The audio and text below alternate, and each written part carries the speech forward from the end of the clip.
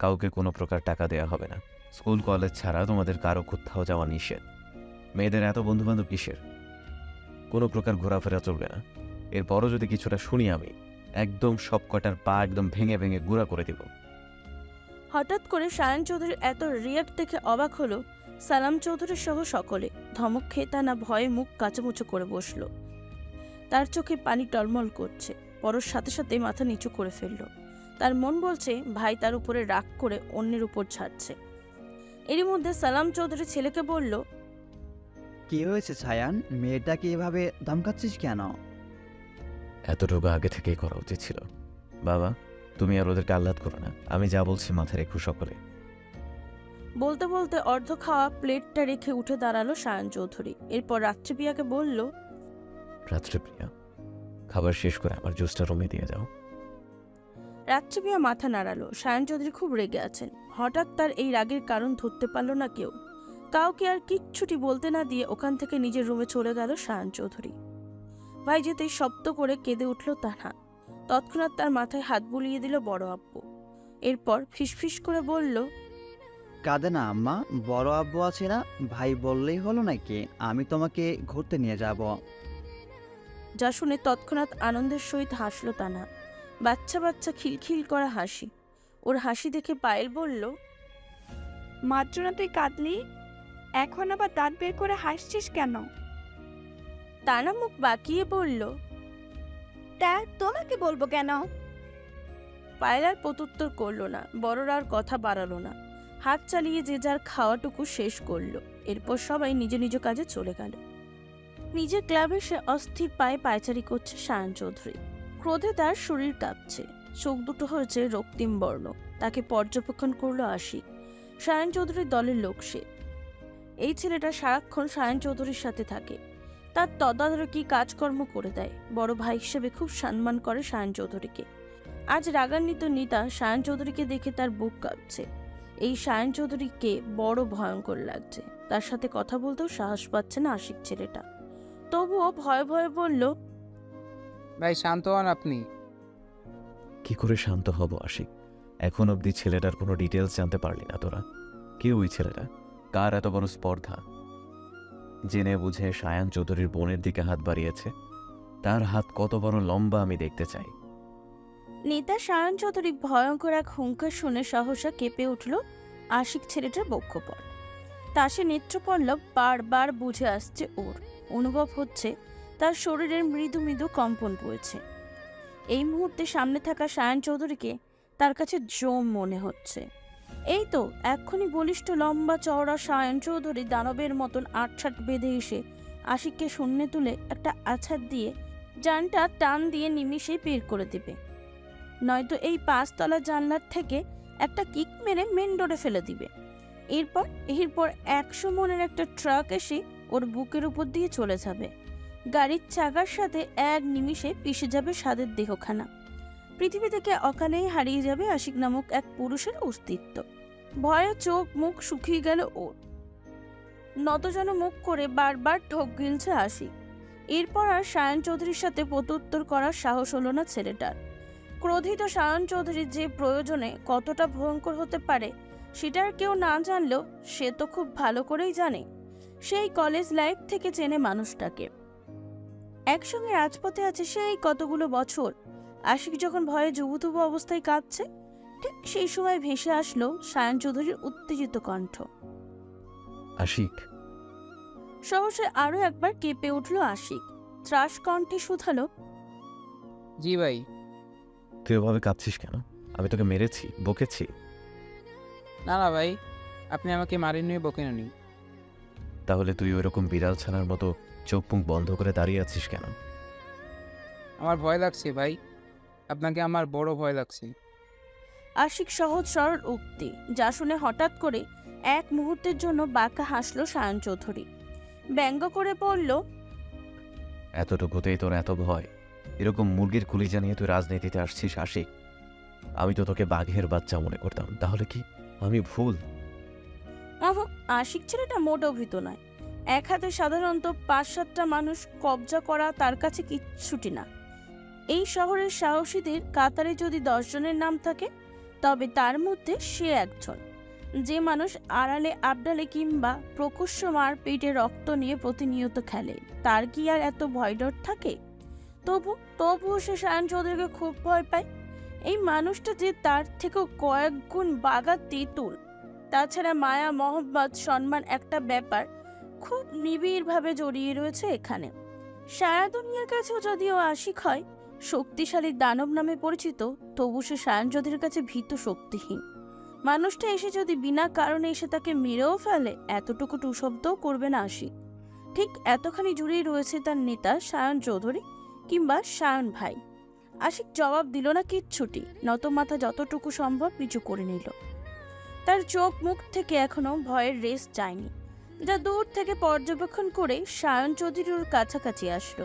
কাঁধে এক হাত রেখে মৃদু ঝাঁকি দিয়ে পুনরায় উত্তেজিত কণ্ঠে বলল, তুই আমাকে ভয় পাচ্ছিস? ভয় পাচ্ছিস আমাকে? তোরা একটাও কোনো কাজের না রে, একটাও কোনো কাজের না। তোদের সব কটাকে আমি কিক দিয়ে রাজনীতি থেকে বাইরে ফেলে দেব। তোদের কাউকে দরকার নাই, আবার কাউকে না। আশিক চটজলদি করে মাথা তুলে তাকালো। অসহায় তার চাহনি। তন্মধ্যে মনে মনে একবার বিড়বিড়িয়ে উচ্চারণ করলো, দিন ভাই দিন, দুটো কিক মেরে আমাকে রাজনীতি মাঠ থেকে বের করে দিন। আপনার সাথে থাকলেও এমনিতে কখন জানি আমার অ্যাটাক ফ্যাটাক হয়েছে। আশিককে বিড়বিড় করতে দেখে সায়ন চৌধুরী ভ্রু উঁচিয়ে সন্দিহান কণ্ঠে জিজ্ঞাসা করলো, কিছু বললি তুই? না না ভাই, কি বলবো আপনাকে, মাথা খারাপ। সায়ন চৌধুরী ছেলেটাকে সহজ করতে চাইছে। চটজলদি নিজেকে জোর জবরদস্তি করে স্বাভাবিক করলো। ছেলেটাকে আশ্বাস দিয়ে বলল, ভুলে যাস না আশিক, তুই সায়ান চৌধুরীর ডান হাত। সামনের দিনগুলোতে অনেক কিছুই তোকে আমার প্রয়োজন। রক্তের স্রোতে হাঁটবো আমরা। সো সেভাবে মানসিকভাবে প্রস্তুত হতে হবে তো ভাই। আমাকে তুই খামোখা ভয় পাস কেন আশিক? একটু না আমি রাগের মাথায় ধমক দিয়েছি, তাই বলে তুই ভয়ে এরকমভাবে নিজেকে গুটিয়ে নিবি? বোকা ছেলে, আমি তো তোকে খুব ভালোবাসি। তোল মাথা তোল, নিজেকে স্বাভাবিক কর। তোর স্থান আমার পায়ের নিচে নয়, তোর জায়গা আমার বুকে। নিজের প্রতি সায়ন চৌধুরীর গভীর ভালোবাসা দেখে আবেগে চোখে জল চলে এলো ছেলেটার। কোথায় সে হচ্ছে ওদের দলের পার্টি অফিসের একজন সভাপতি, আর সায়ন চৌধুরী কত নামি দামি লোক, দেশের একজন মন্ত্রী। তার ধারে কাছেও কি সে? তবু এই মানুষটা তার প্রতি কতটা সহজ ভাবতেই আবেশে নেত্রপলক থেকে দুফোঁটা জল গড়িয়ে পড়ল ছেলেটার। তার আগের সেই চোখে মুখে ভয়ের রেশ আর নেই। ভয়ের পরিবর্তে চোখে মুখে ভর করেছে মুগ্ধতা। আশিক কৃতজ্ঞা ভরা নয়নে একবার গলা উঁচিয়ে ডেকে উঠল, ভাই। সায়ন চৌধুরী অল্প স্বল্প হাসলো। হাসিটা আজ দীর্ঘস্থায়ী হলো না। ভিতর ভিতর চিন্তায় অস্থির হয়ে আছে সে। বোনের কথা মাথায় আসতে তৎক্ষণাৎ নিভে গেল সায়ন চৌধুরী। দুশ্চিন্তাগ্রস্ত মগজ নিয়ে ততস্থ পায়ে এগিয়ে গেল সামনের দিকে। একসময় ক্লান্ত হয়ে ধপ করে বসে পড়ল নিজের নির্দিষ্ট চেয়ারে, যা দেখে ততস্থ পায়ে এগিয়ে আসলো আশিক। একটা মিনারেল ওয়াটারের বোতল এগিয়ে দিয়ে বলল, ভাই ভাই শান্ত হন আপনি, নিন পানি খান। আমি আসি তো, সবটা দেখছি আমি। সায়ন চৌধুরী ওর কথা কোনো প্রতিক্রিয়াবিহীন পানির বোতল নিল। অতঃপর এক নিঃশ্বাসে ঢকঢক করে পুরোটা গিলে নিল। তার সামনে চিন্তিত ভঙ্গিতে দাঁড়িয়ে আছে আশিক। সায়ন চৌধুরীর সেদিকে ধ্যান নেই। সে কপালে কলম ঠেকিয়ে গভীর কিছু ভাবনায় বিভোর। কয়েক মিনিট এইভাবেই চলল। ওদের দুজনের ধ্যান ভঙ্গ হলো ফোন কলের রিংটনের শব্দে। আশিকের মুঠোফোন বাজছে। একবার সেদিকে চেয়ে আবার নিজের দিকে মনোযোগী হলো সায়ন চৌধুরী। আশিক দোনমনা হয়ে বারবার সায়ন চৌধুরীর দিকে তাকাচ্ছে। কলটা রিসিভ করবে কি করবে না বুঝতে পারছে না ও। ওপাশ থেকে কাঙ্ক্ষিত কোনো খবর পেয়েছে কি ওরা? দুশ্চিন্তায় পড়ে গেল আশিক চৌধুরী। লাগাতার ফোনের রিংটন হচ্ছে। কলটা দিয়েছে সৈকত, ওদের পার্টি অফিসের সভাপতিও। আশিকি ছেলেটাকে পরশের ব্যাপারে খোঁজ খবর নিতে পাঠিয়েছে। ভাইয়ের থেকে পুরো ঘটনা শুনে সেও চিন্তিত। সে নিজেই যেত এই ব্যাপারে খোঁজ নিতে, কিন্তু সায়ন চৌধুরীকে মাত্রাধিক অস্থির খাপছাড়া দেখে সে আর যায়নি ওদিকে। সায়ন চৌধুরী জিজ্ঞাসা করল, কে কল দিচ্ছে বারবার? ভাই সৈকত। ধর। আশিক খানিকটা দূরে সরে গিয়ে রিসিভ করলো কল। সৈকত নামটা শুনেই চটজলদি বসা থেকে উঠে দাঁড়ালো সায়ন চৌধুরী। পুনরায় চিন্তাগ্রস্ত হয়ে মাথার চুল খামচে পায়চারি করতে লাগলো ছেলেটা। ওপাশের খবর শোনার জন্য বরাবরই অধৈর্য ভঙ্গিতে আশিকের দিকে তাকাচ্ছে। মিনিটের মধ্যেই ততস্থ পায়ে আশিক ফিরেও আসলো। সায়ন চৌধুরীকে ভরসা দিয়ে বলল, ভাই আপনি এত উত্তেজিত হবেন না, আপনি শান্ত হন ভাই। ছেলেটার খোঁজ আমরা পেয়েছি, সৈকত আসছে, ও আপনাকে বিস্তারিত সামনাসামনি বলতে যাচ্ছে। যা শুনে সায়ন চৌধুরী আরো অধৈর্য হয়ে শুধালো। কে ছেলেটা আশিক? বল, আমাকে বল। সায়ন চৌধুরীকে নিজের এক হাত ধরে চেয়ারে বসালো আশিক। এরই মধ্যে বাইরে থেকে দরজায় টোকা দিল সৈকত। অনুমতি চেয়ে বলল, ভাই আসবো? আয়। সায়ন চৌধুরীর থেকে অনুমতি পেয়ে তৎক্ষণাৎ ততস্থ পায়ে ভিতরে প্রবেশ করতে নিল সৈকত। পিছন থেকে তাকে থামিয়ে দিল তার সঙ্গে থাকা কিছু ছেলেপিলে। এরা প্রত্যেকেই পার্টি অফিসের সদস্য। ওদের মধ্যে রবিন নামের ছেলেটা সৈকতকে মিনমিন কণ্ঠে জিজ্ঞাসা করলো, ভাই আমরা কি ভিতরে আসবো নাকি চলে যাব? না না, তোদের ভেতরে আসতে হবে না, তোরা বাইরে গিয়ে অপেক্ষা কর। কেউ কোথাও যাস নে, সবাই এখানেই থাকিস, সতর্ক থাকিস সকলে। আচ্ছা ভাই। বলে মাথা দুলিয়ে চলে গেল ছেলেগুলো। ওরা যেতেই ভিতরে প্রবেশ করলো সৈকত। সায়ন চৌধুরী কাঙ্ক্ষিত মানুষটিকে দেখে অনবিধ্বস্ত কণ্ঠে বলল, সৈকত, জি ভাই। কিছু আপডেট পেলি? সৈকত কোনো রকম ভনিতা ছাড়াই বলল, জি ভাই, ছেলেটার নাম মুশফিক। মুশফিক? কোন মুশফিক?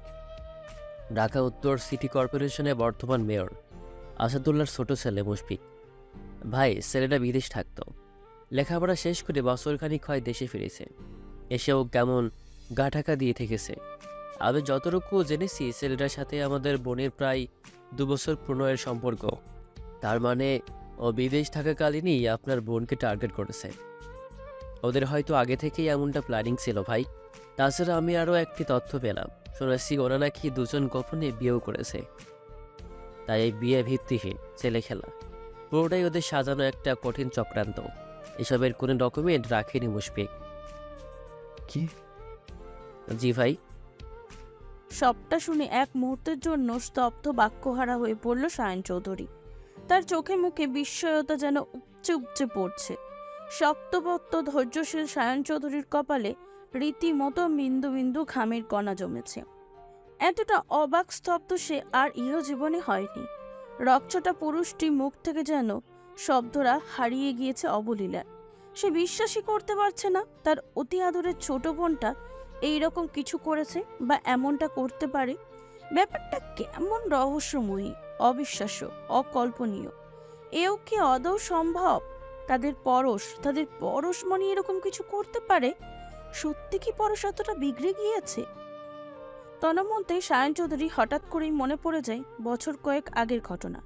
তখন পরশ সবে মাত্র ক্লাস 9-এ উঠেছে। স্কুল ছুটির পরে একা একা বাড়ি ফিরছিল। সেদিন কোনো একটা ঝামেলার কারণে ড্রাইভার গাড়ি নিয়ে ওকে আনতে যায়নি। সেই সুযোগে এক যুবক ছেলে তাকে মাঝ রাস্তায় থামিয়ে প্রেম নিবেদন করছে, প্রেমপত্র দিয়েছে। সেদিন বাড়ি এসে মেয়েটা শিকি কান্না, কেন ওই ছেলে তাকে প্রেমপত্র দিল এই নিয়ে বাপ চাচা ভাইয়ের কাছে জনে জনে বিচার দিয়েছে। বড় ভাইয়ের কাছে আহ্লাদি হয়ে কেঁদে কুটে একাকার করে নালিশ জানিয়েছে।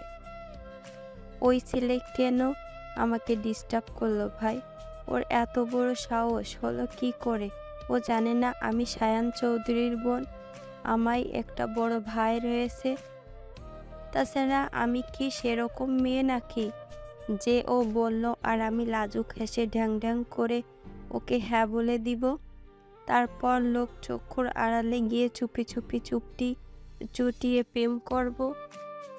আমি তো তেমন মেয়ে নই, আমার অনেক স্বপ্ন আছে ভাই।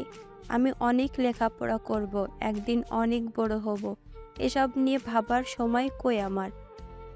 অহেতুক ও কেন আমাকে বিরক্ত করলো? মাঝ রাস্তায় আমার সম্মানহানি কেন করলো? তুমি জানো ভাই, কতজন লোক দেখেছিল আমায়? ওরা আমার দিকে কেমন করে তাকিয়েছে, আমার বড্ড লজ্জা লাগছে ভাই। তুমি আজই ওই ছেলের হাত পা ভেঙে গুঁড়ো করে দিবে ভাই। ওকে দেখে যেন সবাই শিক্ষা হয়।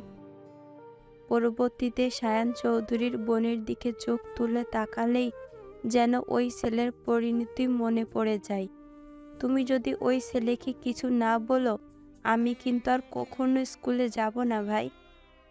বোনের মুখ ফুলিয়ে থাকা নালিশ শুনে সেদিন বড্ড স্বস্তি পেয়েছিল সায়ন চৌধুরী। এতটুকু বাচ্চা মেয়ে, তবু নিজের প্রতি ও পরিবারের প্রতি বোনের ভেতর অগাধ সম্মান দেখে সেদিন বড় ভাই হিসাবে বুক ফুলে ফেপে উঠেছিল তার। যেখানে ওর বয়সী মেয়েরা নিজের প্রতি ছেলেদের অবিনিবেশ চায়, সেখানে তার এতটুকু বোনটা কতটা ম্যাচিওর হয়ে উঠেছে, ভালো মন্দ বুঝতে শিখেছে। সায়ন চৌধুরী ভরসা পেল, স্বস্তি পেল, দুশ্চিন্তা মুক্ত হলো যেন।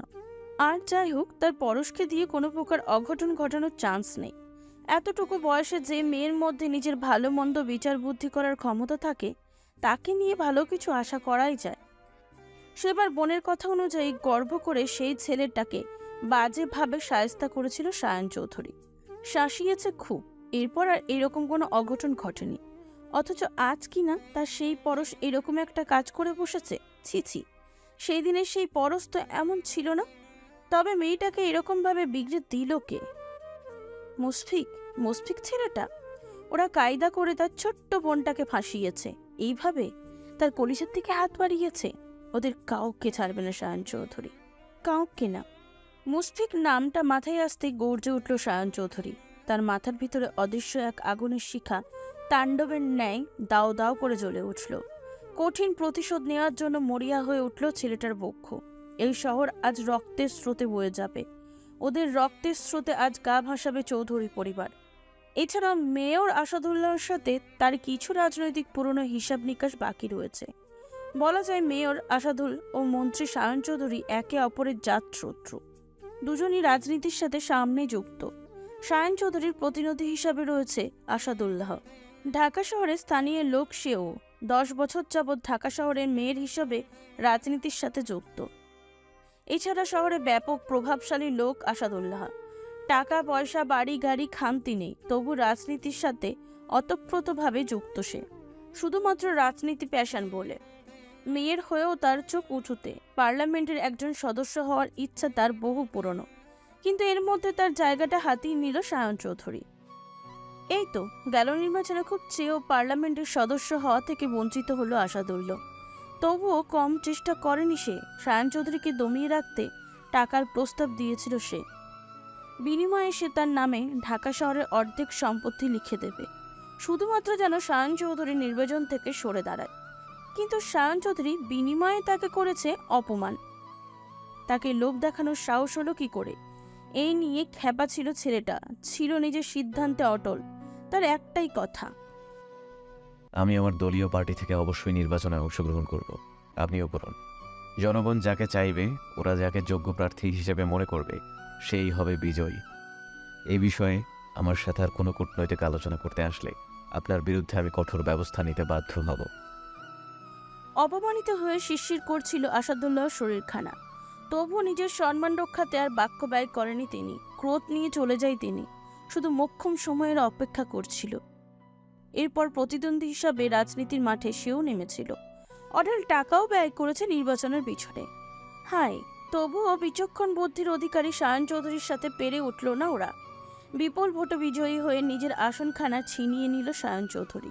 এতে আরও খেপে গেল আসাদুল্লাহ সহ তার 2 পুত্র মুস্তাক ও মুশাফিক। বুদ্ধিতে ক্ষমতায় যখন পাড়ায় গেল না সায়ন চৌধুরীর সাথে, ঠিক তখনই রাজনৈতিক চালটা অন্যদিকে চালল আসাদুল্লাহ ও তার 2 পুত্র। গুটি হিসাবে ব্যবহার করল সহজ সরল পরশকে। রাজনীতির ব্যাপার স্যাপারে ফেসে গেল ছোট্ট কিশোরী পরশ মেয়েটা। ভালোবাসা, প্রেম দুর্বলতাকে হাতিয়ার হিসাবে ব্যবহার করল মুশফিক।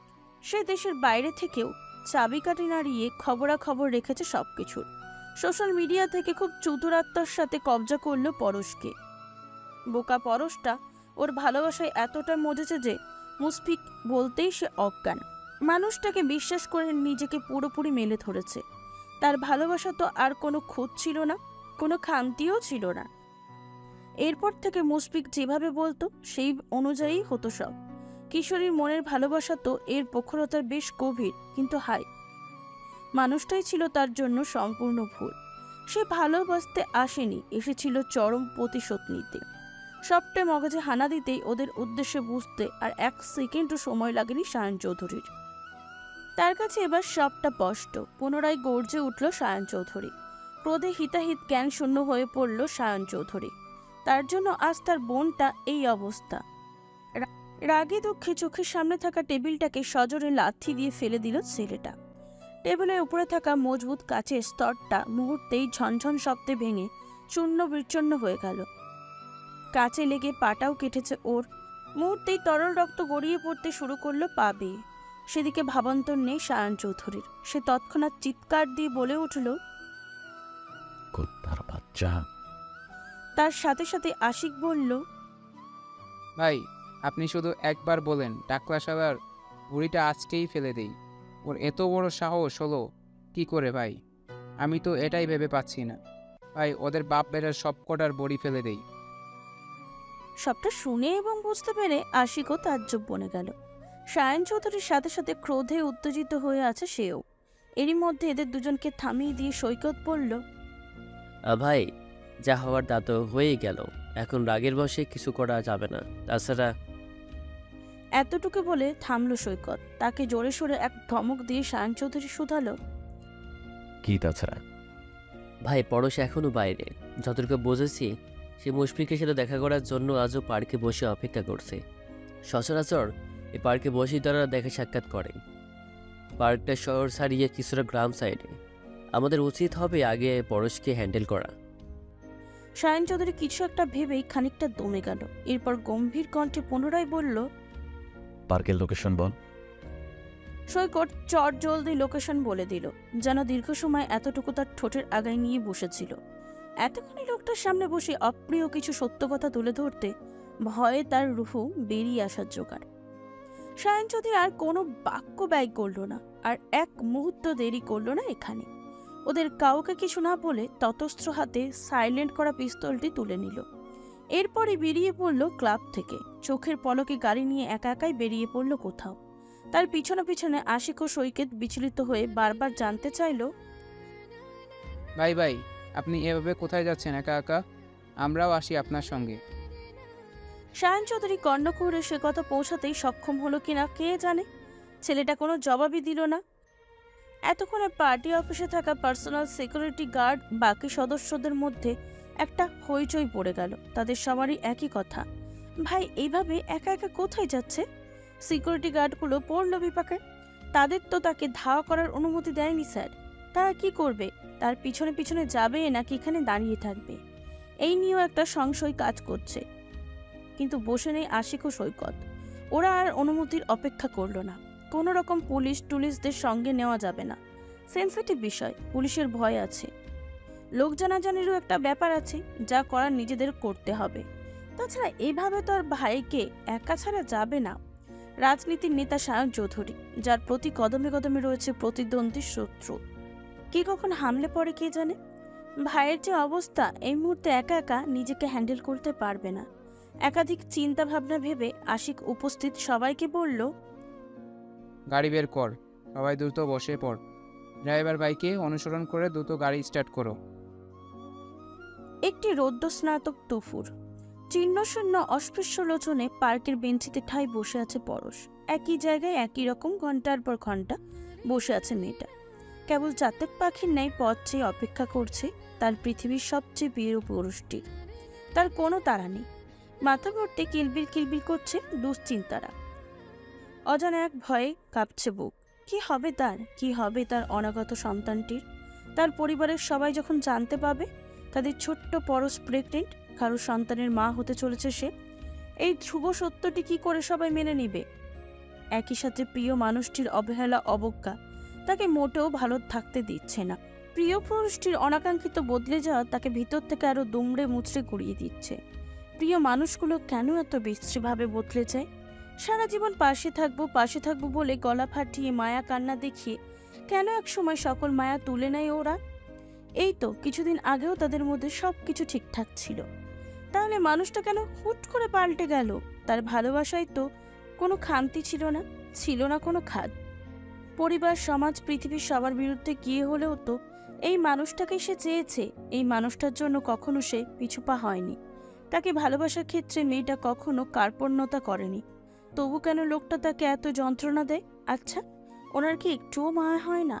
সে কি জানে না তার নিষ্ঠুরতার বিষিয়ে ওঠে এক সপ্তদশী মেয়ের কোমল হৃদয়খানা, রক্তাক্ত করে বারবার দগ্ধ করছে বুক।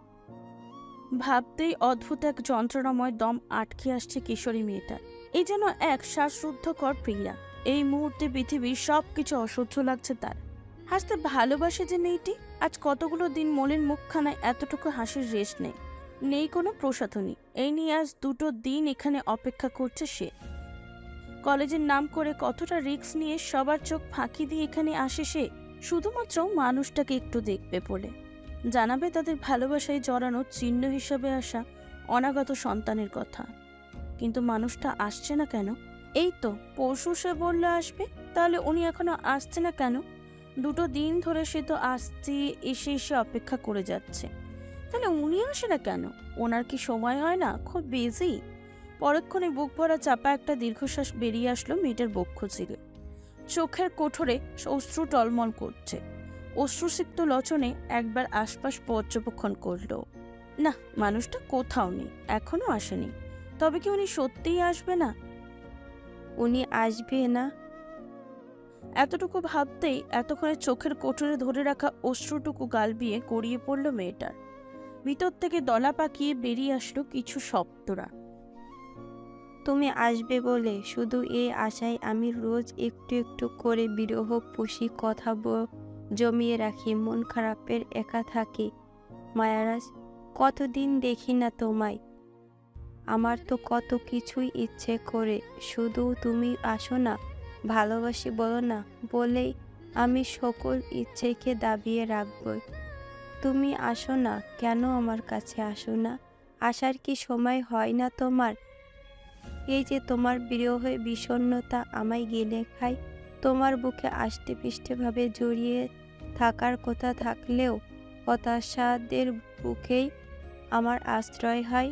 তুমি আসবে শুধু এই আশায় আমি হতাশায় পড়ে থাকি, তবুও তুমি আসো না, ভালোবাসো না। নীরব বাধাতে নিষ্পাপ হয়ে পড়ে থাকি, চারদিকে শুধু শূন্যতা, আমার একাকিত্ব দেখি। কই তোমায় তো এক মুহূর্তের জন্য দেখি না। তোমাকে ছাড়া যে আমি ভালো নেই, এই কথা কি তুমি জানো না? কতগুলো দিন হয় তুমি কাছে আসো না, পাশে বসো না। তোমাকে ছাড়া আমি ভালো নেই, এটা জেনেও তুমি আমার পাশে বসে কাঁধে হাত রাখে, চোখে চোখ রেখে সাহস জোগাও না। এই, তুমি কি আর কোনোদিন আসবে না? আচ্ছা বলো তো, তুমি কি আমায় ভালোবাসো না? ভালোবাসলেই কি ভালোবাসা ছেড়ে এভাবে থেকে দূরে থাকা যায়? কতটা অসহায় নিষ্প্রাণ শোনালো মেয়েটার কথাগুলো। প্রতিটি কথার মাঝে রয়েছে লুকানো কত আক্ষেপ, কত নীরব অভিমান, কত অপেক্ষা। সে কথা কি অপর মানুষটা কখনো বুঝবে? নিজের সাথে নীরবতায় কেটে যাচ্ছে সময়। পার্কটা এখন বেশ শান্ত নিরিবিলি, অনেকটাই গ্রামীণ পরিবেশ। উন্মুক্ত পার্ক হলেও কোথাও খুব একটা মানুষ নেই। পার্কের পাশে মেইন রোড, ওখান দিয়ে মাঝে মধ্যে কিছু মানুষ চলাফেরা করছে। কখনো কখনো জট জমাহীন ফাঁকা রাস্তা দিয়ে ঝড়ের বেগে 2-4টা গাড়িও চলছে। অনেকটা সময় নিয়ে নিজেকে একটু স্বাভাবিক করে নড়ে চড়ে বসলো পরশ। পাশে পড়ে থাকা মুঠো ফোনের স্ক্রিনে একবার সময় দেখে নিল। এখন সময় দুপুর 1টা। অনেকটা সময় তো হলো, সে কি করবে? চলে যাবে? লোকটা কি আসবে না? সত্যিই আসবে না। আচ্ছা, সে কি তাকে একবার কল করবে? কিন্তু নাম্বার তো অফ। এর আগেও কতবার কল দিয়েছে পরিচিত সেই প্রিয় নম্বরে, প্রতিবারই নিরাশ হয়েছে। তবুও একবার ট্রাই করা যাক। নিজের সাথে ভাবনা চিন্তা করে অতঃপর মুশফিককে কল দিল পরশ। ভাগ্যক্রমে চট করে কলটা ঢুকেও গেল, রিং হচ্ছে। এটা দেখেই মনে নষ্টে খানিকটা হাসলো মেয়েটা। পরক্ষণেই তার সেই হাসিটুকু গায়েবও হলো যখন দেখলো নো রেসপন্স, মানে কেউ ফোন তুলছে না। তবু ধৈর্য হারালো না সে। 1বার 2বার 3বার কল করার পর 4বারের বার ফোন রিসিভ করলো মুশফিক। যা দেখে পরশ অধৈর্য চিত্তে বলে উঠল, হ্যালো। ওপাশ থেকে ঘুম জড়ানো পুরুষালী কণ্ঠে ভেসে আসলো, কে? কে মানে? বিস্মিত কণ্ঠে শুধালো পরশ। মানে কি? মানুষটা তাকে এখন চিনতেও পারছে না। এর মাঝে মুশফিক ঘাই তুলতে তুলতে হিয়ালি করে বলে উঠল, ও পরশ, হ্যাঁ। তা তুমি আবার কল করেছো কেন? আমি না বললাম। তাকে থামিয়ে দিয়ে পরশ বলল, আমাদের তো একবার পরশু দেখা করার কথা ছিল। বলো কি, এরকম কথা ছিল নাকি? লোকটার এরকম হেয়ালির জবাব শুনে পরশের এবার আবারও কান্না পেল। মুখ ভার করে বলল, হ্যাঁ ছিলই তো, কেন তুমি ভুলে গেছো? তা গিয়েছি বটে, আমি তো ঘুমাচ্ছিলাম। তুমি এখনো ঘুমাচ্ছ? হ্যাঁ। তাহলে আসবে না আজ? এখন আসবো? তুমি কোথায়? ওখানে চলে গেছো নাকি? আমি তো সেই দুদিন থেকে এখানে এসে ঘন্টার পর ঘন্টা বসে আছি। তোমাকে কি আর আজকাল ফোনে পাওয়া যায়? মুশফিক সেসব কথা উপেক্ষা করে বিরক্ত কণ্ঠে বলল, আর একটু সময় বসো, আমি ফ্রেশ হয়ে আসছি। যা শুনে পরশ তাচ্ছিল্য করে বলল, বেশ, আসো তবে। আমি তো হচ্ছি সুতো ছাড়া ঘুড়ি, আর তুমি হচ্ছ ঘুড়ির নাটাই। নাটাই সুতো দুটোই তোমার হাতে, আমি কেবল উঠতে থাকা ফেলনা এক ঘুড়ি। ইচ্ছে মতো উড়াও যখন, আমিও তখন উড়ি। মেয়েটার কথা ওপাশের মানুষটি ঠিক শুনল কিনা বোঝা গেল না। মুশফিক ছেলেটা কোনো জবাব দিল না, বরং মুখের উপর খট করে কল কেটে দিল। পরশ আস্তে ধীরে মোবাইলটা কান থেকে নামিয়ে ফোনের স্ক্রিনের দিকে ছলছল চোখে কিয়ৎক্ষণ চেয়ে রইল। মানুষ কত সহজে বদলে যায়। এই তো এই মানুষটাই তার জন্য একসময় ভবঘুরে এক উন্মাদ ছিল।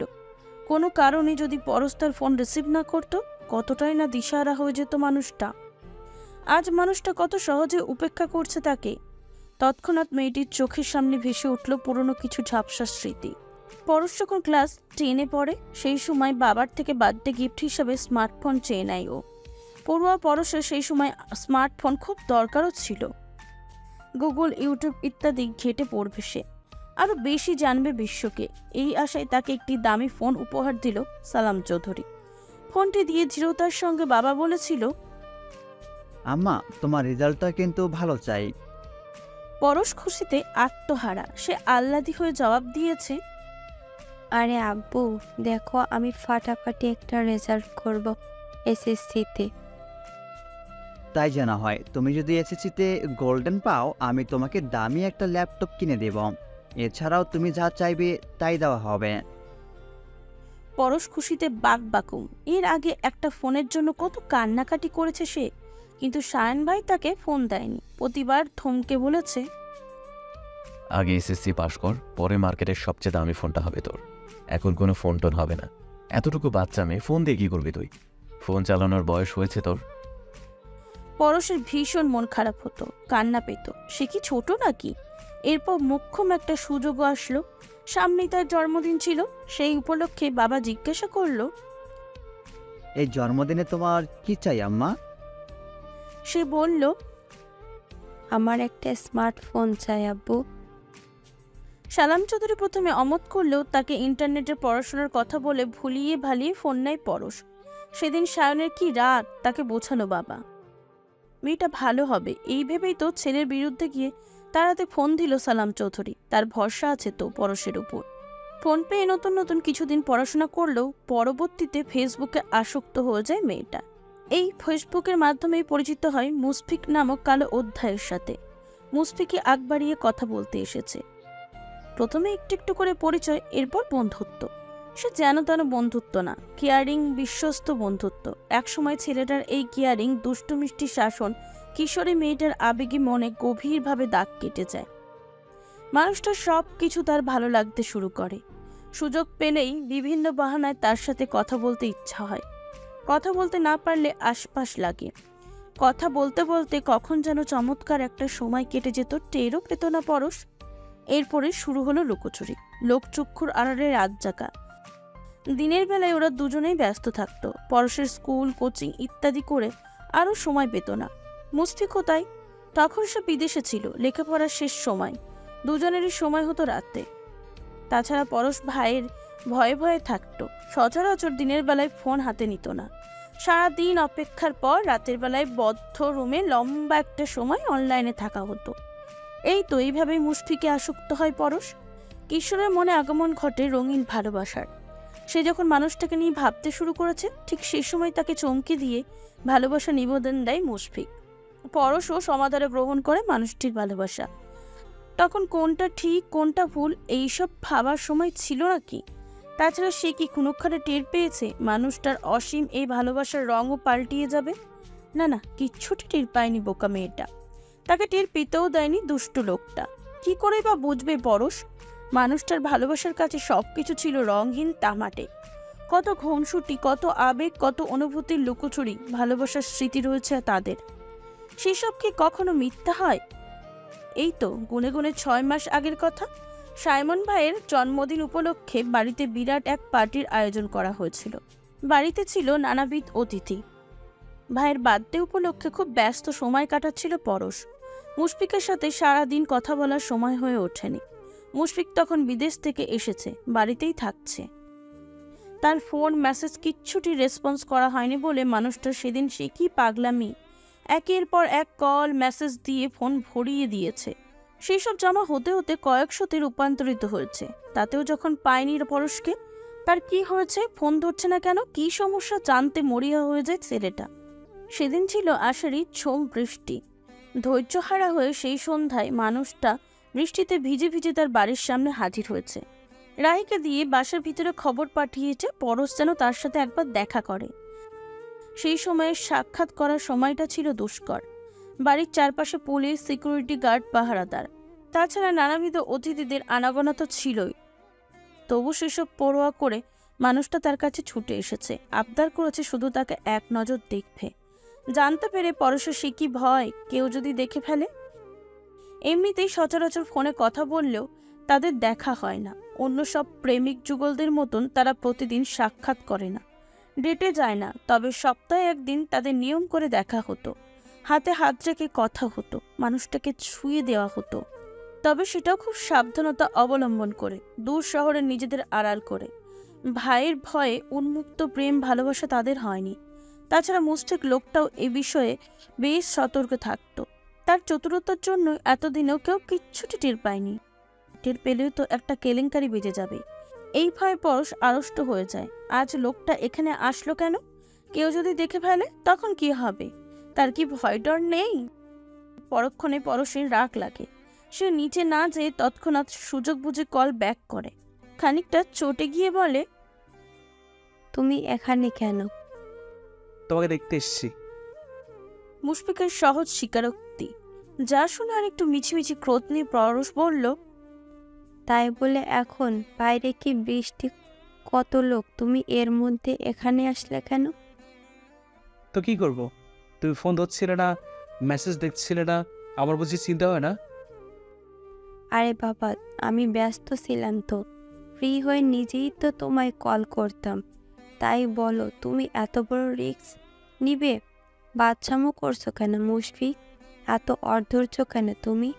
আমি কি মরে গেছি? তোমার বেলায় আমি ভীষণ অধৈর্য, বেপরোয়া পরশি যান। এটা কি নতুন? খবরদার পরশ, একদম মরার কথা বলবে না তুমি। তোমার মরণ না হয়ে সে মৃত্যু আমার হোক, তবুও তুমি বেঁচে থেকো, আমার হয়ে থেকো। আচ্ছা বাবা, বলো না, এবার তুমি চলে যাও। পরশি যান, আবার দাঁড়িয়ে দিচ্ছ তুমি? আমি এসছি, তাতে তুমি খুশি নও? অভিমান দেখে শুকনো মুখে কথাটা বলল মুশফিক। প্রেমিক পুরুষের এই ধরনের কথায় এতক্ষণে মেয়েটার মিছিমিছি রাগটাও ধপ করে নিভে গেল। তৈরি হলো ভালো লাগা। সেই মুখে মুখে রাগ দেখালো, ভিতর ভিতর একরাশ আনন্দে নৃত্য করছে মন। মানুষটার টান ভালোবাসা দেখে তার প্রতি মুগ্ধতা আরো কয়েক গুণ বেড়ে গেল। পরশের চোখে মুখে মুগ্ধতা ঢেলে তৎক্ষণাৎ জবাব দিল, আরে কি যে বলো, একটু ভয় হলো, আমি কিন্তু ভীষণ খুশি হয়েছি। তুমি আমাকে এতটা ভালোবাসো? মুশফিক মোলায়েম কণ্ঠে শুধালো, ইয়েস ম্যাডাম, নিজের থেকেও বেশি।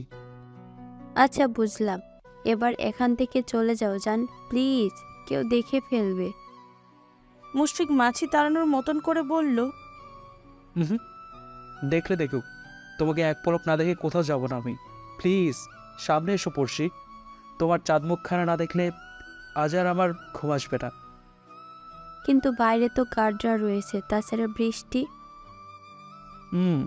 তাহলে তুমি তোমার রুমের বারান্দায় এসো, আমি রোডের পাশে দাঁড়িয়ে আছি। আজ দূর থেকেই তোমাকে একটুখানি দেখেই চলে যাব। পরের বার না হয় কাছাকাছি সে একটু ছুঁয়ে দেবো। ওর কথায় খানিকটা লজ্জা পেল পরশ। মেয়েটা লাজুকতা নিয়ে কুটি কুটি পায়ে বারান্দায় এসে দাঁড়ায়। এরই মধ্যে চোখ যায় দূরের ল্যাম্পপোস্টের কাছে দাঁড়িয়ে থাকা ভেজা কাপড়ে মাস্ক পরিহিত এক যুবকের নিকট। এই চোখ, এই মুখে শত মুখোশ থাকলেও এই মানুষটাকে চিনতে কখনো ভুল হয় না পরশের। খানিকটা মুচকি হাসল পরশ। এর মধ্যে তাকে হাত দিয়ে হাই জানিয়ে ইশারা করলো মুশফিক। আবারও হাসল পরশ। তন্মধ্যে লোকটা বৃষ্টিতে ভেজা এলোমেলো চুল, লালচে চোখ মুখ দৃষ্টিতে পড়তে আটকে ওঠে পরশ। বলল, নিজেরই কি অবস্থা করেছো? তোমাকে এক পলক দেখার লোভে এতটুকু অবস্থা তো সামার নয়। তুমিও না? কি আমি? পাগল। তোমার জন্য। এই, তুমি যাবে এখন? আর একটু দেখি। উহুম, বৃষ্টিতে ভিজে নিজের অবস্থা খারাপ করেছো, এবার যাও প্লিজ। তারপরও বৃষ্টির ঝড় মাথায় নিয়ে দাঁড়িয়ে ছিল ছেলেটা। একটা সময় তাকে জোর করে পাঠিয়েছে পরশ। এই তো এরকম ঘটনা আরো কত রয়েছে, কতটা খুনসুটি রয়েছে তাদের। আর আজ মানুষটা সবকিছু ভুলে বসেছে। তার সাথে দেখা করার সময় হয় না, তার কথা বলার সময় হয় না। তার মুখ না দেখে আজ দিব্যি ভালো ঘুম হচ্ছে। মানুষ এত বাজেভাবে বদলে যায়। কি করে বদলে যায়? ওদের কি পুরনো স্মৃতি একটু মনে পড়ে না? মেয়েটা যখন গভীর স্মৃতিচরণে ডুবে আছে, ঠিক সেই সময় তার পাশে দাঁড়ালো কেউ। গম্ভীর কণ্ঠে নাম ধরে ডাকলো, পরশ। আকস্মিক নিজের পাশে কারোর উপস্থিতি টের পেয়ে হকচকে ওঠে মেয়েটা। অনাকাঙ্ক্ষিতভাবে কিছুটা ভয়ও পেয়ে গেছে সে। তবুও চোর জলদি নিজেকে ধাতস্থ করে নিল। তৎক্ষণাৎ শব্দ অনুসরণ করে সেদিকে চোখ তুলে তাকালো সে। তার ডান পাশে দাঁড়িয়ে আছে সুদর্শন, বলিষ্ঠ, বাহুদয়ের এক আকর্ষণীয় পুরুষ, মুশফিক। কতগুলো দিন পর প্রিয় মানুষটার চোখের সম্মুখে দেখে আবেগে আপ্লুত হয়ে যায় কিশোরী মন। এই মানুষটা তার চোখের শান্তি, মনের শান্তি। মানুষটার সন্নিকটে আসলেই তার দেওয়া বিরহ ভুলতে সক্ষম পরশ। ঠিক এই মুহূর্তেই সবকিছু ভুলে বসলো সে। অলিক কল্পনায় ন্যায় প্রিয় পুরুষটাকে দেখে ক্ষিপ্র প্রবেগে তার বক্ষস্থলে আছড়ে পড়ে মেয়েটা। মানুষটা তার চোখের সামনে, তবু যেন তার বিশ্বাস হচ্ছে না। সে নিজের চোখকে ধ্রুব সত্যে পরিণত করতে আগ্রহ নিয়ে শুধালো, তুমি এসেছো? মুশফিক সে কথা জবাব দেওয়ার প্রয়োজন বোধ করলো না, বরং আপ্লুত মেয়েটাকে ততস্থ ভঙ্গিতে নিজের বক্ষস্থল থেকে সরাতে সরাতে বলল, কি করছো? দূরে সরে দাঁড়াও। পরশ মেয়েটা সেসব কথায় পাত্তা দিল না, বরং সে মুশফিকের হাতটা শক্ত করে ধরে টানতে টানতে কাছের একটা বেঞ্চিতে নিয়ে গেল। এরপর আগ্রহ দেখিয়ে বলল, বসো আমার পাশে। মেয়েটার এইরূপ আচরণে সাগ্রহে বিদ্যুৎপূর্ণ বিরক্ত প্রকাশ করলো অপর মানুষটা। বলল, আমি এখানে মোটেও বসতে আসিনি পরশ। তুমি কি জেনে বলবে? দ্রুত বলো। এই, এত তাড়া কিসের তোমার? বসো বলছি। বলেই পুনরায় ছেলেটা হাতখানা ধরে বল প্রয়োগ করে নিজের পাশে বসিয়ে দিল পরশ। মেয়েটির এইরূপ আচরণে মুশফিক খানিকটা আশ্চর্য হয়ে গেল। সে ভ্রু উঁচিয়ে সন্ধিয়ান কণ্ঠে জানতে চাইল, এত তোড়জোড় করে কাছে বসিয়ে কি এমন বলবে তুমি? কি বলবে? কতখানি শুনেই লজ্জায় আড়ষ্ট হয়ে পড়ে মেয়েটা। পৃথিবীতে সব মেয়েদের বোধহয় খুশি খুশি লজ্জাজনক সুসংবাদটি হচ্ছে মা হওয়ার বিষয়টি। এই যে কারণেই পরশের ভীষণ লজ্জা করছে। মানুষটার দিকে হুট করেই লজ্জায় তাকাতে পারছে না। এতক্ষণ মানুষটাকে নিজের সন্নিকটে পাওয়ার আগ্রহ দেখালো, এবার আশপাশ শুরু করেছে পরশ, যা দেখে মুশফিক অধৈর্য ভঙ্গিতে পুনরায় বলল, কি হলো? পরশ তৎক্ষণাৎ ওর একটি হাত নিজের ছোট্ট পেটের ওপর রেখে ফিসফিসিয়ে বলল, আপনার জন্য সুসংবাদ রয়েছে মিস্টার মুশফিক। এখানে কেউ আসে? কে আসছে? আপনার, আমাদের সন্তান মায়ারাজ। আমি মা হতে চলেছি। আপনি বা? পরশের কথা শেষ হওয়ার আগেই মুশফিক চট করে উঠে দাঁড়ালো। বিদ্রুপ ভঙ্গিতে হাত তালি দিতে দিতে বলল, বাহ বাহ বাহ বাহ, কংগ্রেচুলেশনস মিস পরশ। তা আপনার সন্তানের বাবাকে? যা শুনে মাথায় যেন বাজ পড়ল মেয়েটার। এতক্ষণে লজ্জারঙা হাসি হাসি মুখটা ধপ করে নিভে গেল। সে করুণ মুখে বলল, তুমি আমার সাথে মজা করছো মুশফিক? হাউ ফানি মিস পরশ, আপনি আমার সম্পর্কে বিয়েহীন হন না যে আমি আপনার সাথে অহেতুক মজা করব? হ্যাঁ, সত্যি করে বলুন, আপনার এই সন্তানের বাবাকে? মন্ত্রী বাড়ির অবিবাহিত মেয়েরা বুঝি এভাবেই মা হয়ে যা? আমি অবিবাহিত? তো কি, বিয়ে হয়েছে আপনার? সবাই তো জানে আপনি অবিবাহিত। ছি ছি ছি, অবিবাহিত মেয়ে বিয়ে ছেড়ে ওসব? তা আপনার মন্ত্রী ভাই বোনের এসব খবর জানে? দেখো মুশফিক, মজা করো না তো। আমি কিন্তু খুব সিরিয়াস। চন্দ্র সূর্য যেমন ধ্রুব সত্য, তেমনই সত্য আমি তোমার বাচ্চার মা হতে চলেছি। আচ্ছা, বাবা হতে চলেছ তুমি, এটা যেন তুমি খুশি হওনি? যেখানে বাচ্চাটাই আমার নয় সেখানে আমি খুশি হতে যাবো কেন? কার পাপ এটা? পাপ হলে গোপনে ডাস্টবিনে ফেলে দাও। অন্যকে দোষারোপ করছো কেন? আমি তোর বাবা নই। Just shut up. বাবা তুমি নয় মানে তাহলে কে? সেটা তুমি ভালো জানো। কতজনের সাথে সব করেছো। তোমার মতন জাতা মেয়েরা সব পারে। খবরদার এসব আমাকে বলবে না। তোমার পাপের কথা জানাবে বলে কি আমাকে এখানে ডেকেছো? দেখো মুশফিক, একটু তো সিরিয়াস হও। তোমাকে বলবো না তো কাকে বলবো আমি এসব? আর কেউ না জানো, আমি তো জানি তুমি আমার স্বামী। স্বামী? হাসছো কেন? তুমি খুব বোকা পরশ, ভীষণ বোকা। তুমি ভাবলে কি করে? হ্যাঁ, তোমার মতো যা তো একটা মেয়েকে আমি বিয়ে করব? শোনো পরশ, আজ তোমাকে কিছু সত্যি কথা বলে দেই। আমাদের কোনো বিয়ে হয়নি। তুমি যেটাকে বিয়ে মনে করছো, তোমাকে বেডে পেতে এটা জাস্ট একটা সাজানো নাটক ছিল আমার। আর না, আমি তোমাকে ভালোবাসি। ভালোবাসার মানুষটার মুখের এই ধরনের কথা শুনে পায়ের তলার মাটি সরে গেল পরশ মেয়েটার। তার মাথা ঘুরছে, দিন দুনিয়া সবকিছু অন্ধকার লাগছে। কি বলছে মানুষটা? মাথাটা তার গেল নাকি? এই তো 6 মাস আগে কাজী অফিসে গিয়ে বিয়ে হয়েছে তাদের। ভালোবাসার মানুষটাকে একেবারে সারা জীবনের জন্য নিজের করে রাখতে দুজন ইসলামিক রীতিমতে বিয়ে করে নেয়, কবুল করে নেয় একে অপরকে। এই বিয়ের পিছনে আরও একটা যথার্থ কারণ রয়েছে। সম্পর্কের 1 বছর পর মুশফিক যখন দেশে আসে, কিছুদিন পরই তাদের সরাসরি প্রথম সাক্ষাৎ হয়। এরপর আরও কয়েকবার সাক্ষাতের কয়েক মাস যেতেই মুশফিক বেড শেয়ার করার জন্য পায়তারা করে পরশকে। ভালোবাসার রঙিন রঙে একজন আরেকজনকে রাঙাবে বলে সুপ্ত কামানো বাসনাতে হারানোর আহ্বান জানান। ভালোবাসার মানুষটাকে গভীরভাবে আলিঙ্গন করে। তার ভালোবাসার স্নিগ্ধ পরশে নিজেকে রাঙানো ইচ্ছে সকলেরই হয়। পরশেরও হয়েছে, আবার অদ্ভুত এক ভয়ও হয়েছে। অবৈতনিক অবৈধভাবে এই আলিঙ্গন সুখকর নয় বলে তার বক্ষস্থলে মানুষটার জন্য রয়েছে এক স্বচ্ছ সৌরূপন ভালোবাসা। এই ভালোবাসার কোনো অপবিত্রতার ছাপ নেই, নেই কোনো দাগ। এই পবিত্র ভালোবাসাকে অপবিত্র করার সাহস মেয়েটার হয়নি। মানুষটা এখন যাই হোক, তার প্রেমিক রূপক মানুষটাকে সে স্বামী হিসাবে কাছে পেতে চায়। তাই সে নিজের ভালোবাসার মানুষটাকে কাছে পেতে চেয়েছে বৈধ একটি স্বীকৃতি। স্পষ্ট জানিয়ে দেয়, আমাদের বিয়ে ছাড়া এসব আমাদের দিয়ে সম্ভব নয়। এরপর মুশফিক শতবার চেষ্টা করেও মেয়েটাকে নিজের আয়ত্তে আনতে পারেনি। তাই একসময় সিদ্ধান্ত হয় আমরা বিয়ে করব। ছোট্ট পরশ বিয়েতে একা একা মত দিতে চায়নি, চেয়েছে দুই পরিবার ও আত্মীয় স্বজন সবাইকে নিয়ে তাদের বিয়ে হোক। তাকে বিগড়ে দিল মুশফিক। ভালোবাসা হারানোর ভয় ঢুকিয়ে দিল মনে।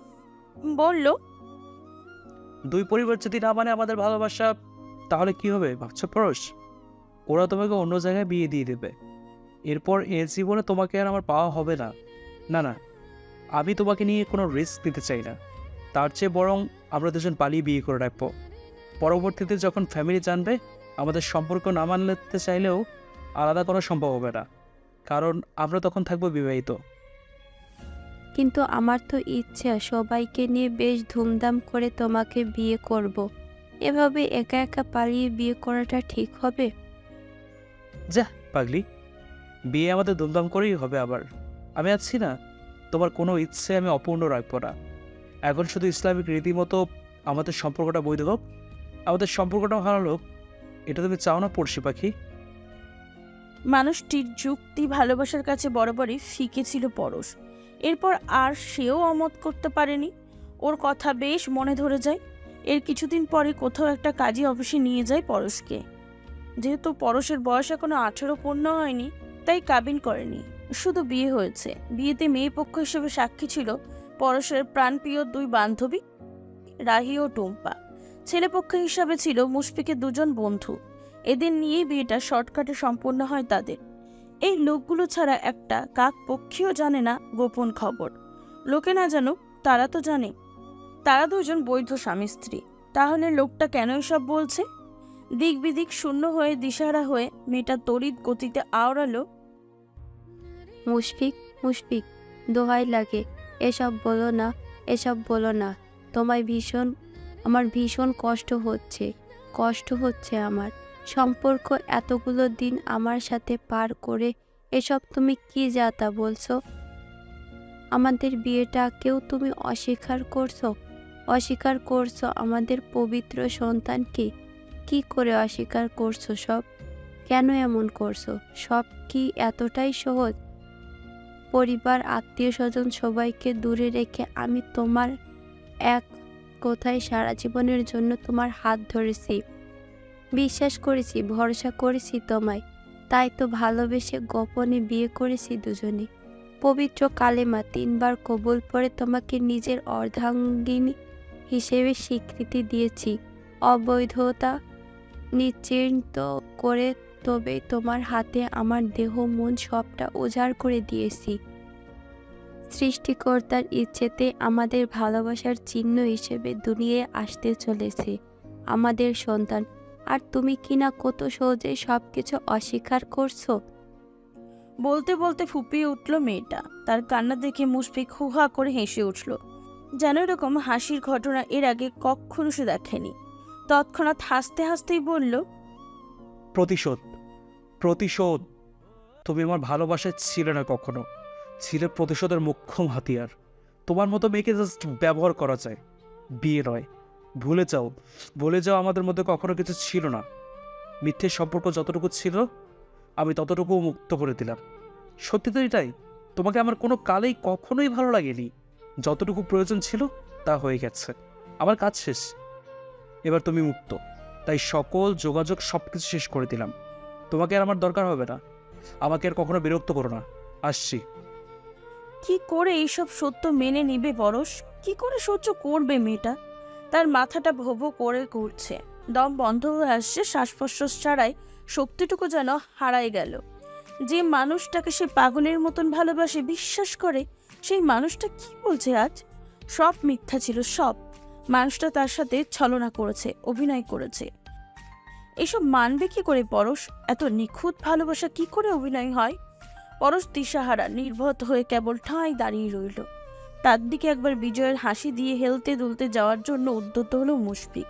সেদিকে তাকিয়ে পরশ আনমনেই বলে উঠল, আমায় ভালোবাসবে না জেনেও ভালোবাসা শিখাইছিলে কেন?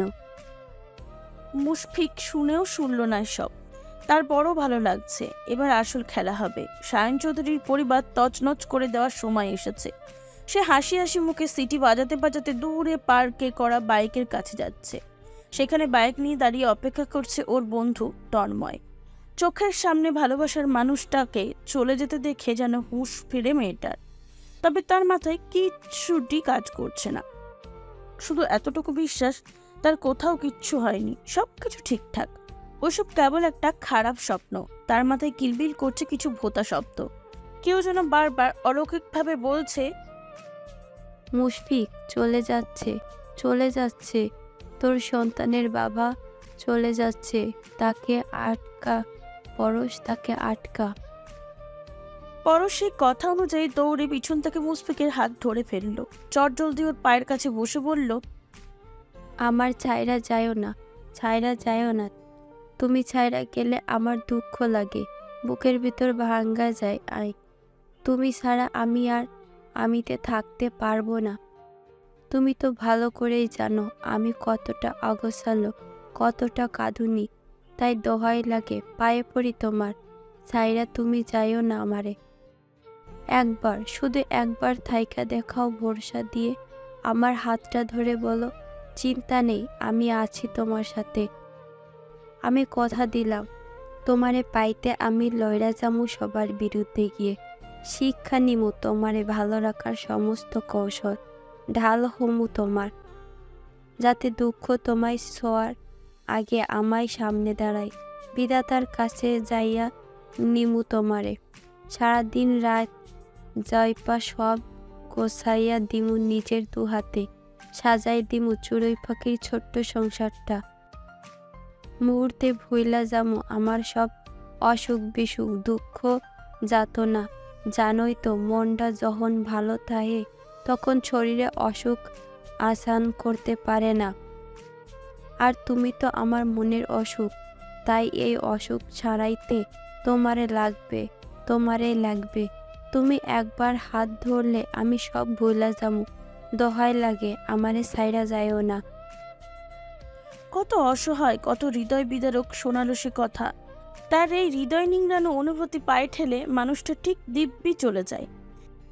তাকে আটকাতে না পেরে হাত পা ছুঁড়ে হাউমাউ করে কেঁদে উঠল পরশ। ঠিক সেই সময় এসে তাকে আঁকলে নিল সায়ন চৌধুরী।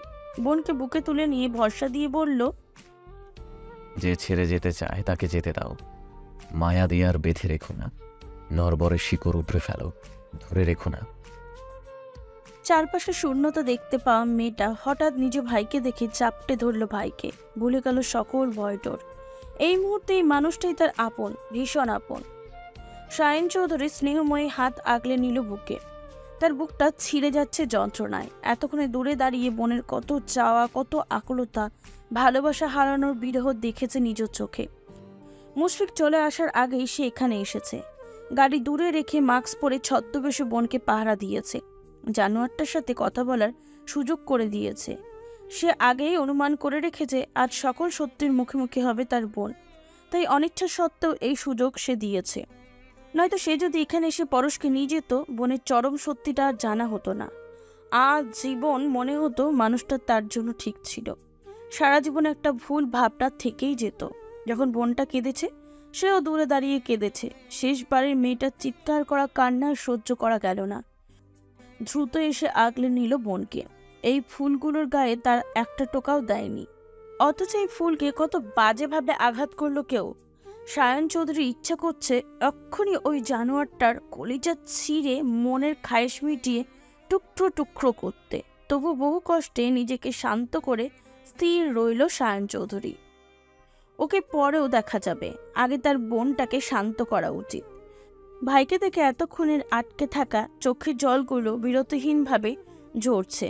সায়ন চৌধুরী তাকে কাঁদতে দিল, মাথায় হাত বুলিয়ে দিয়ে পুনরায় বলল, জোর করে যে কারোর সাথে টিকে থাকা যায়, তবে তার মনের বিরুদ্ধে গিয়ে ভালোবাসা পাওয়া যায় না। ভালোবাসাটা হচ্ছে অন্তরের টান, এটা জোর করে পাওয়ার জিনিস নয়। যারা যেতে চায় তাদের যেতে দাও। আসলে ওই মানুষটা তোমার নয়, যে তোমার, সে এমনিতেই শত প্রতিকূলতা ডিঙিয়েও থেকে যাবে, ছেড়ে যাবে না। চট করে মাথা তুলে তাকালো পরশ, ভাঙা কণ্ঠে বলল, তুমি ঠিক বলছো ভাই, তুমি ঠিক বলছো। এরপর দূরে থাকা মুশফিকের দিকে তাকিয়ে বলল, চলে যদি যেতে চাইছো, সইলা যেতেই পারো। চলে যাও তুমি, আমি আর তোমায় ধরে রাখবো না। বেশি কষ্ট হলে 21 দিনে না হয় কষ্ট পাবো। সময় ফুরালে দুঃখ কষ্ট আস্তে আস্তে ফুরিয়ে বিলীন হয়ে যায়। জানো তো, মানুষ বেশি দিন কষ্টের কথা ভেবে কষ্ট পেতে পারে না। হ্যাঁ মানছি, তোমায় ভুলতে পারবো না, কারণ তোমার ভালোবাসাটা অভিনয় হলেও আমার ভালোবাসাটা মিথ্যা ছিল না। কিন্তু বিশ্বাস করো, তোমাকে না পাওয়ার কষ্টটা আর থাকবে না। একটা সময় তুমি আমায় কোথাও থাকবে না, এমনকি আফসোসও না। তোমাকে আমি আমার আফসোসেও রাখবো না। বলতে বলতে ওর থেকে মুখ ফিরিয়ে নিল পরশ। পুনরায় গুটিসুটি মেরে আবারও ভাইয়ের বুকে আশ্রয় নিল সে। তার কথাগুলো মুশফিকের কর্ণকুরে ঠিকই পৌঁছালো কিনা কে জানে। এই মুহূর্তে সায়ন চৌধুরীকে এখানে দেখে ভয়ে ভয়ে তার কলিজা কাঁপছে, কপালে বিন্দু বিন্দু ঘাম জমেছে। দিশাহারা হয়ে ততস্ত্র বেগে ছুটে বাইকে বসে পড়ল। ও বসতেই তন্ময় হাওয়ার বেগে বাইক টান দিল। সেদিকে বাজ পাখির তীক্ষ্ণ দৃষ্টির ন্যায় তাকিয়ে রইল সায়ন চৌধুরী, যেন পরবর্তীতে এরাই তার শিকার। যানজট কোলাহল মুক্ত নিরিবিলি একটি প্রাকৃতিক পরিবেশ, মৃদু মৃদু দক্ষিণা হাওয়া, মন ভালো করার মতন একটি প্রাকৃতিক পরিবেশ। বোনকে এক হাতে বুকের সাথে জড়িয়ে নদীর পাশে দুর্বা ঘাসের উপর বসে আছে সায়ন চৌধুরী। পরশ এখনো মৃদু মৃদু ফোপাচ্ছে। ভাঙাচোরা বোনকে শক্ত হাতে আঁকড়ে ধরে আছে সায়ন চৌধুরী। তার চোখ দুটো টলমলে ঝাপসা, চক্ষুদয়ে উদ্ভটের টাইপ লাল, মুখভঙ্গিমা অস্বাভাবিক রকমের গম্ভীর। ঘাসের উপর অবহেলায় ফেলে রাখা মুঠোফোন। দূরে গাড়ি নিয়ে দাঁড়িয়ে আছে আশিক, সৈকত ও তার দলবল সহ আরও অনেকে। কত মানুষ, তাও কোথাও কোনো শব্দ নেই। সবাই যেন আজ নির্বিকার, বাক্যহারা। ভুতুরে শুনশান নীরবতা কাটিয়ে হঠাৎ করে সায়ন চৌধুরীর মুঠোফোনটা শব্দ করছে। বারবার কল করছে কেউ। রিংটংয়ের শব্দটা আজ বড় অসহ্য লাগছে সায়ন চৌধুরীর কাছে। অনিচ্ছা থাকা সত্ত্বেও মুঠোফোন তুলে নিল সে। কল করেছে রাত্রিপিয়া, তার মনোহরণী বউ। নামটা দেখেই দমে গেল সে। আজ আর তারা দেখালো না ছেলেটা। আস্তে ধীরে কল রিসিভ করলো। ওপাশ থেকে মেয়েলি অধৈর্য কণ্ঠ ভেসে আসলো। নেতা সাহেব।